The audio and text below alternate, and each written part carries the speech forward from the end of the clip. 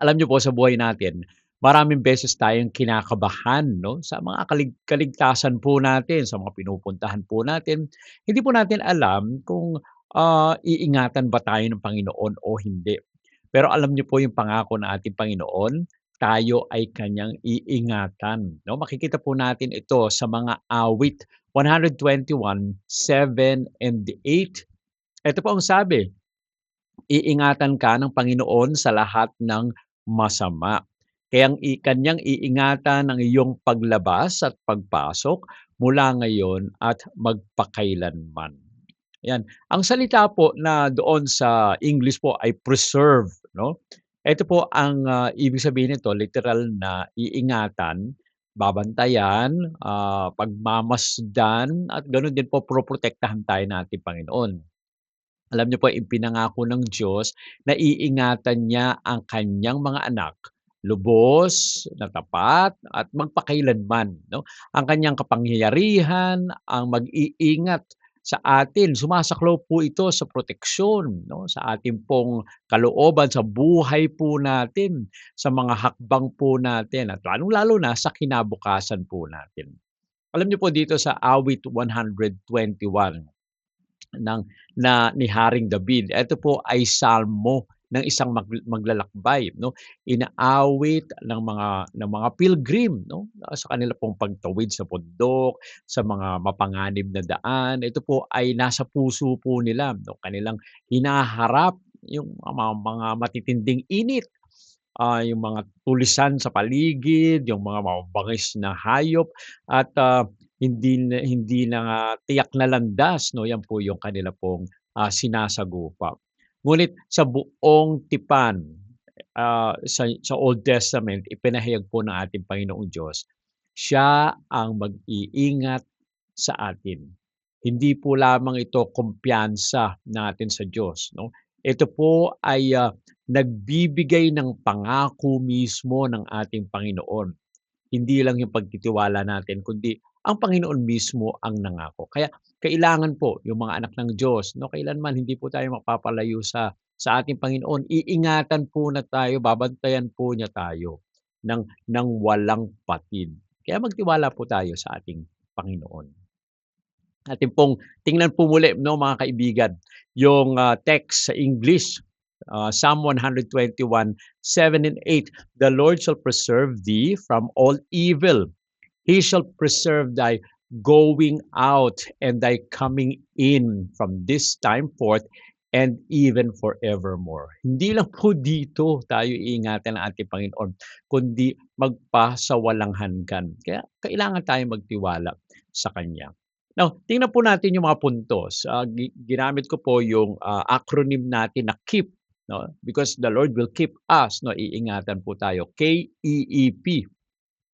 Meron po tayong 4 na puntos. Yung una, kept from all evil 'no, iingatan po tayo sa lahat ng mga masasama, yan po ang sabi.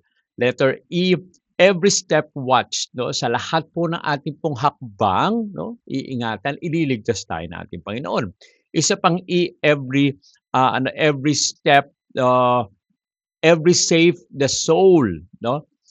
Ever safe in soul, ibig sabihin yung kaluluwa natin ay talagang yung bawat buhay natin ay ingatan ng ating Panginoon. At letter P, permanently guarded.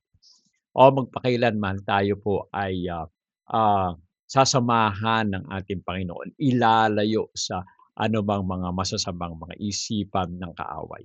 So tingnan po natin yung letter K, kept from all evil. Yung words po doon sa ating text na binabanggit dito, "The Lord shall preserve thee from all evil," 'no? Yung keep po kasi nangangahulugan po ito na tayo po ay babantayan 'no, tulad ng isang bantay sa gabi, parang guard 'no, na nakapaligid sa atin. Mapapansin natin yung, ating pong presidente 'no, meron siyang tinatawag na presidential guard, laging nandiyan. Iingatan tayo ng ating Panginoon mula sa mga ano, mga pag-atake na spiritual na pag-atake mula sa panganib na ano, hindi po natin nakikita 'no, mula sa mga plano ng kaaway, mula po sa anumang sisira ng ating pong kalooban at ating kaluluwa. Hindi po ibig sabihin na walang masamang mangyayari sa atin o walang, makakahawak sa atin 'no. Hindi po ibig sabihin 'to, na hindi papahintulutan ng Panginoon yung mga pagsubok na dumadating sa atin. Pero ang binabanggit po dito ay iingatan tayo. Sabi nga ni David, "Yea, though I walk through the valley of the shadow of death." Ibig sabihin, talagang hahakbang po tayo doon sa mga pagkakataon na yun. Pero I will fear no evil dahil ang sabi ni David, "For thou art with me." 'No?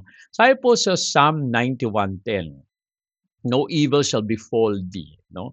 Ito ang pangako ng ating Panginoon, walang kasamaan ang darating po sa atin. Ibig sabihin, meron mang mga pagsubok, hindi ho tayo mahuhulog, 'no?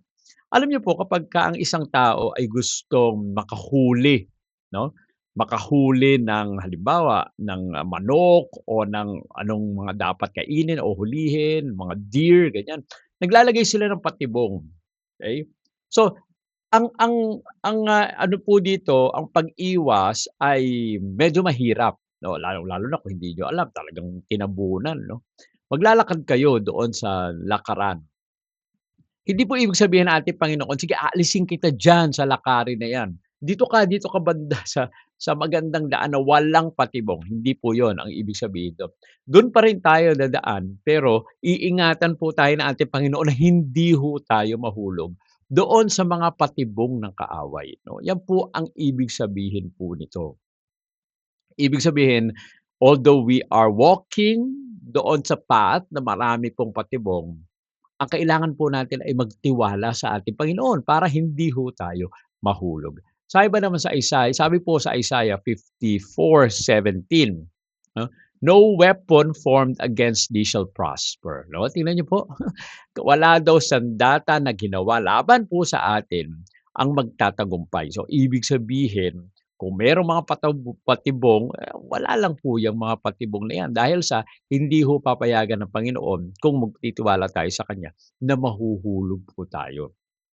Sabi po sa Steps to Christ, page 70, "Angels are appointed to keep the faithful from the power of evil." 'No? Ang mga anghel daw po, sila po ay nilagay 'no, para po ingatan tayo mula sa kapangyarihan ng masama. Yan po ang pangako ng ating Panginoon. Maaaring makaramdam po tayo ng mga sa kapaligiran, mga problema, pero ang ating Panginoon iingatan po tayo, hindi ho tayo hahayaan 'no. Dahil sa ating Panginoon wala pong tsamba 'no, walang suwerte 'no, kundi yun mismo ang tipan ng ating Panginoon. Pangako yan, hindi yan basta suwerte 'no. Kaya kaya wala pong tinatawag na, suwerte, pinayagan ng ating Panginoon na mangyari po ito, lalong-lalo na kung magtitiwala tayo sa Kanya. Ang sunod po yung letter E, ever safe in the soul 'no. Yung words na binabanggit po dun sa text natin, "He shall preserve thy soul," 'no. Kanya pong iingatan yung ating pong kaluluwa. Now, eto pa rin lagi nating sinasabi, 'pag sinabing kaluluwa sa banal na kasulatan, ibig sabihin yun yung tao na nilalang, 'no. Dahil nung nilalang ng Panginoon si Adan at si Eva mula sa alabok at sa hilingan ng ating Panginoon equals living soul, 'no. So, eto po tayo po yun, yung sinasabing iingatan ang iyong kaluluwa, yung ating pong kalooban, lahat, all of us iingatan. Alam mo napakadakila ng ating Panginoon na hindi lang po pisikal yung kanyang iniingatan kundi yung ating spiritual na buhay, even the emotional 'no, emotional, yung mental po natin iniingatan ng ating Panginoon. Iniingatan tayo sa pananampalataya po natin, yung ating pong kaligtasan, yung ating pong, ano, kapangyarihan na gumawa, mga katalinuhan, yung buhay po natin para tayo ay maging matatag. Alam niyo po, maaring yanigin ng bagyo ang damdamin po natin, pero yung kaluluwa na hawak ng ating Panginoong Diyos, wala, hindi ho yan matitinag. Kaya tayo ay magtiwala sa Kanya. Sa John 10:28, "No man can pluck them out of my hand." Tingnan niyo po, ganyan ang pag-ibig sa atin ng ating Panginoon. Walang makakaagaw sa atin mula sa kamay ng ating Panginoon. Sabi pa sa Psalm 34:22, "The Lord redeemeth the soul of His servant." 'No? Tinutubos ng ating Panginoon yung kaluluwa ng kanyang mga lingkod, 'no? Kaya tayo ay ano, 'wag po tayong mag-alala dahil ang ating Panginoon, He will keep us, 'no? Tayo po ay, iingatan ng ating Panginoon.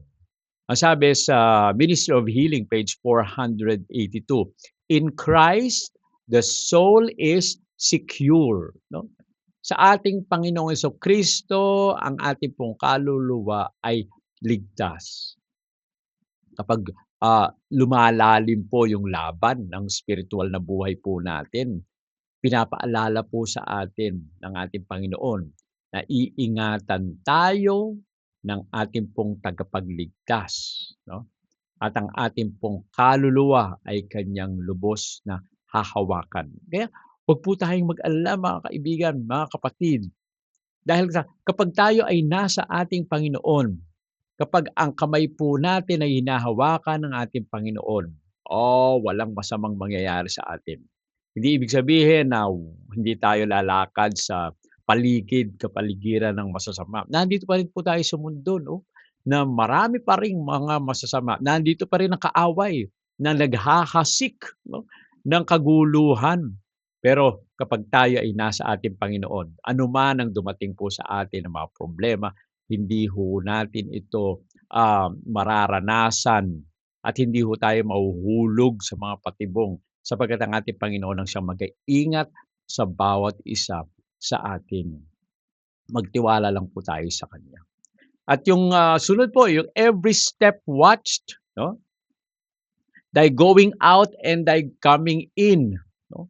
Yan po ang binabanggit po sa atin yung paglabas-pasok po natin ay iingatan. Alam niyo po dito sa Hebreo, nangangahulugan ang ibig sabihin po ay ang bawat kilos po natin, yung bawat gawain po natin, bawat panahon ng ating buong buhay, iingatan tayo ng ating Panginoong Diyos 'no. Yung pagbabiyahe po natin, no? Tulad lang kung saan kayo pupunta 'no. Katulad po sa amin lagi kami nagbibiyahe papunta po sa north, ako po ay papunta sa south 'no, sa pagiging presidente ng Hope Channel papunta pa sa south hanggang sa Visayas, sa Mindanao 'no. Meron pa ngang mga abroad. Alam niyo po ang ating Panginoon ay iniingatan po ang inyong lingkod.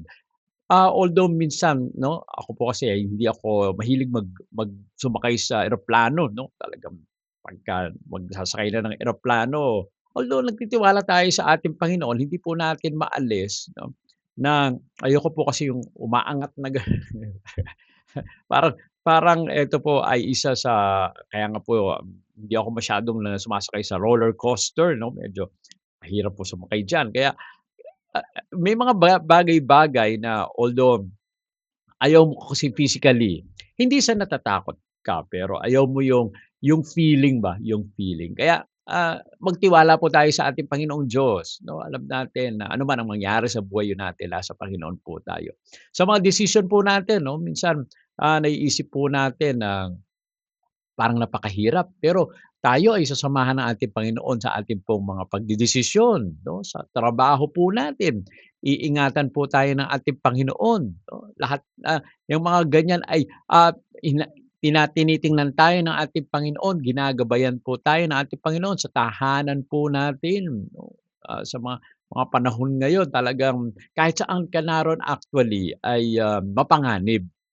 Pero kapagka tayo ay nasa ating Panginoon, saan man tayo naroroon ay Panginoon ang bahala sa atin. Alam niyo po sa patuloy na ating pong pagtitiwala, alam natin na hindi lang tayo ngayon iingatan ng ating Panginoon kundi sa walang hanggan, okey? Sa buhay po natin wala pong maliit lang o malaki sa ating pong, detalye ng buhay po natin.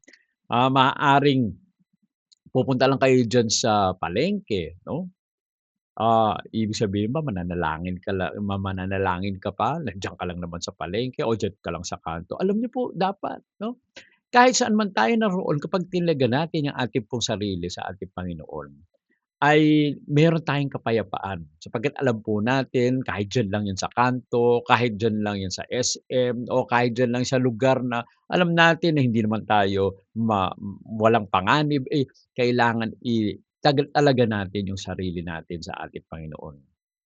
Wala po kasing malaking problema o maliit na problema na hindi tinitingnan ng ating Panginoon. Minsan, ito po ay nagiging ano 'no, ugali po natin minsan na kapagka maliit lang ang problema parang ayaw na nating abalahin ang ating Panginoon, na parang, "Ano ba naman 'yan, maliit lang na problema 'yan, desisyon lang 'yan kung anong bibilhin o kung magkano." Hindi po, alam niyo, ang ating Panginoon gusto niya na sa lahat ng pagkakataon kinakausap po natin siya 'no, atin pong kinukonsulta ang mga bagay-bagay sa kanya. Dahil po kasi sa mga ganyang bagay ay nagkakaroon ng malapitan na relationship. Alam niyo po kayo magulang, ayaw niyo ng anyong inyong mga anak ay, maglilihim sa inyo, gusto niyo na sasabihin sa inyo ng inyong mga anak yung kanila pong mga hinaing. Gano'n din ang ating Panginoon sa atin. Gusto niya na tayo rin naman ay magbigay ng ating pong kalooban sa kanya at sabihin po natin ang mga nararanasan po natin. Sabi po sa Proverbs 6:3, "He shall direct thy path," 'no? Ito man ay maliit na bagay, malaking bagay, napakalaking desisyon natin. I know that God will direct thy path, tutuwid po niya ang ating pong mga landas. Ang sabi naman sa Psalm 37:23, "The steps of a good man are ordered by the Lord," 'no? Ang mahakbang daw po ng matuwid ay ano daw, itinatatag ng ating Panginoon.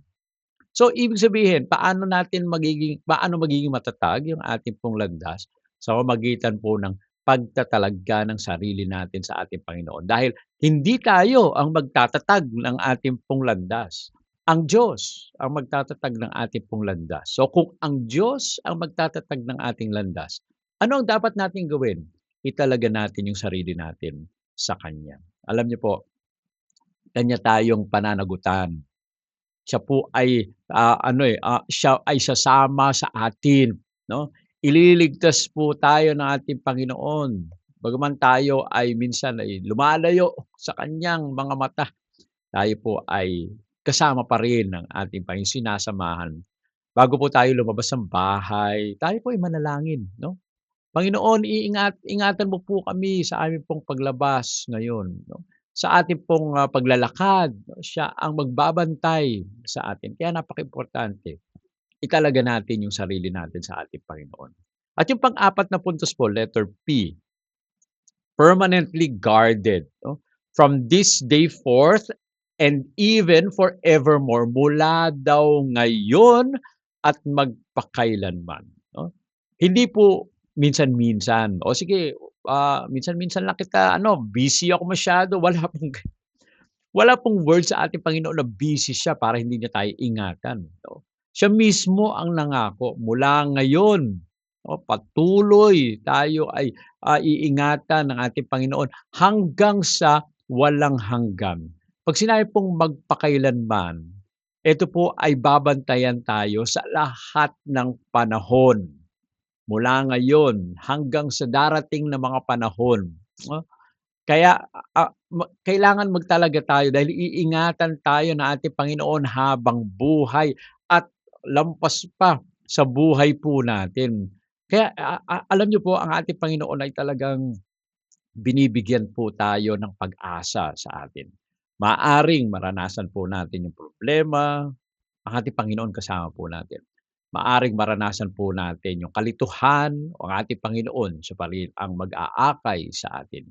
Sa Deuteronomy, 32:27, "The eternal God is thy refuge," 'no? Yan po yung sinasabi, ang walang hanggang Diyos, siya ang ating pong kanlungan, 'no? Ang ating Panginoon, siya ang magbibigay sa atin ng ating kapayapaan sa buhay. Sa Hebrews 13:5, sabi po dito, "Hindi kita iiwan ni pababayaan," 'no?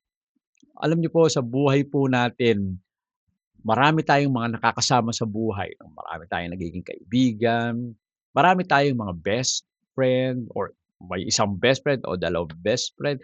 Meron tayong mga kaibigan na sinasabing, "Uy, naku lagi kitang sasamahan, tawagan mo lang ako," 'no? Yan po yung sinasabi nila. 'Pag hindi mo sila tinawagan, hindi nila malalaman. Meron na namang mga kaibigan po natin na sila mismo ang tumatawag. Tinatanong tayo, kahit anong kibot lang po natin, ano ang nararamdaman natin, nararamdaman na rin po nila, nakikita nila, "Uy, ba't parang malungkot ka, may problema ka ba? Sabihin mo sa'kin, tutulungan kita." Mga ganiyang bagay. Ang ito po ay nakakagaan ng kalooban natin, 'di ba? Kapagka yung mga kaibigan po natin nandiyan, sinasamahan po tayo, tayo po ay inaakay 'no, 'pag tayo po ay na malungkot, pinapasaya po tayo. Ang ating Panginoon nandiyan din, 'no? Pero hindi po siya nagkakaroon ng pagkakataon na, "Uy, busy ako." Dahil yung mga kaibigan natin minsan 'no, hindi po natin mahagilap dahil sila ay busy din sa kanila pong buhay. Pero ang ating Panginoon, ang sabi niya, "Hindi kita iiwan ni pababayaan. I will not leave thee nor forsake thee." Walang kaibigan na maaaring magsabi po ng ganyan, 'no. Kahit gaano pa kalapit yung kaibigan po natin, may mga pagkakataon pa rin na iiwanan tayo. Pero ang ating Panginoon hinding-hindi po tayo iiwan. Sabi pa ni Ellen White, "Christ never fails those who put their trust in Him," 'no. Hindi po binibigo ng ating Panginoon ang mga taong nagtitiwala sa Kanya. Kaya nga tayo mga kaibigan, tayo ay magtiwala sa ating Panginoon. Hindi po tayo pababayaan ng ating Panginoon. Hindi po tayo iiwan ng ating Panginoon. Kahit minsan mga kapatid, mga kaibigan na parang parang pakiramdam natin na hindi na tayo pinapakinggan ng ating Panginoon. Ang laki ng problema natin, lumuluhod tayo, umiiyak po tayo sa ating Panginoon, pero kinabukasan parang parang wala namang nangyari, hindi pinakinggan. Alam niyo po, ang sabi ng ating Panginoon, hindi po tayo kailanman papabayaan o iiwan ng ating Panginoon. Magtiwala po tayo sa Kanya. Dahil ang ating Panginoon may timetable, 'no? Siya po ang magbibigay ng ating pong pangangailangan kung tayo lang ay magtitiwala sa Kanya. Ang sabi po ni Ellen White, Christ never fails, 'no? Hindi po tayo bibiguin ng ating Panginoon. Hindi kailanman magiging pangamba ang kinabukasan po natin sapagkat iingatan tayo ng ating Panginoon, 'no? Dito po sa awit 121:7 and 8, sa teksto po natin, hindi lamang po ito tula, ito po ay walang hanggang pangako ng ating Panginoong Diyos, 'no, na nagsasabing magtiwala tayo sa Kanya. Iingatan po niya tayo 'no, sa ating pong buhay. Ano man ang ating pong kinakaharap, iingatan tayo ng ating Panginoon. Ang ating pong kaluluwa, ang ating pong kalooban, ang ating pag-iisip, iingatan tayo ng ating Panginoon. Sa mga hakbang po natin, sa mga desisyon ninyo na mahihirap, kahit yung hindi masyadong mahirap, yung mga simpleng desisyon, italaga natin sa ating Panginoon. Hindi natin alam yung kinabukasan, o italaga natin sa ating Panginoon. Dahil makapangyarihan ang ating pong Diyos, alam niya kung ano yung ating pong hinaharap. Hindi po dapat tayo matakot sa mga panganib na kinakaharap natin kung walang katiyakan ng buhay natin. Tayo ay magtiwala sa Kanya sapagkat Siya ang gagabay sa bawat isa. Kaya tandaan po natin yung ating pong acronym, KEEP, 'no? Yan po ang sabi, K, kept from all evil. 'No, ingatan tayo sa lahat ng masama. Okay, letter E, ever safe in the soul. 'No, ligtas tayo sa ating pong kaluluwa magpakailanman. Letter E, every step watch. Sa bawat hakbang, tayo po ay babantayan ng ating Panginoon. And letter P, permanently guided. 'No, tayo po ay pangangalagaan ng ating Panginoon magpakailanman. Alam niyo po, isang batang lalaki ang, naglalakad ng may kumpiyansa 'no, sa makitid po na daan sa bundok. May nagtanong sa kanya, "Hindi ka ba natatakot na mahulog?" 'No, ngumiti ang bata 'no, sabi niya, "Hawak ako ng tatay ko, hindi ako nag-iingat sa sarili ko, siya ang nag-iingat sa akin." Alam niyo po, tayo rin ganyan. Kapag tayo ay kasama ng ating Panginoong Diyos, anuman ang ating pong nilalakaran, bangin man ito, eto man ay mapanganib na landas, kapag hawak-hawak tayo ng ating Panginoon, hindi ho tayo matatakot dahil siya ang nagpapalakas sa atin. Ganyan din dapat ang maging tiwala natin, pananampalataya natin sa Kanya. Hindi tayo ang nag-iingat sa sarili natin, ang Diyos ang nag-iingat sa atin. Mula ngayon at magpakailanman. Tayo po ay manalangin. Ama naming banal, Diyos na nasa mga langit, kami po ay nagpapasalamat na kami ay patuloy niyong binibigyan ng napakagandang pangako. Nagbibigay ng kapayapaan sa aming pong mga puso sapagkat kayo ang siyang nangakong mag-iingat at gagabay sa amin. O Panginoon, sa umaga po ito, inilalagak po namin ang aming pong mga sarili sa inyo. Samahan po kaming palagi. Hawakan ang aming pong mga kamay upang ang kapayapaan ay lubos naming maranasan sapagkat kayo ang nagbibigay ng kapayapaan na ito. Amin po hinihiling ang inyong patnubay sa buong maghapon. Samahan po kami, gabayan at ingatan sa pangalan naming Panginoong Hesus. Amen. Amen.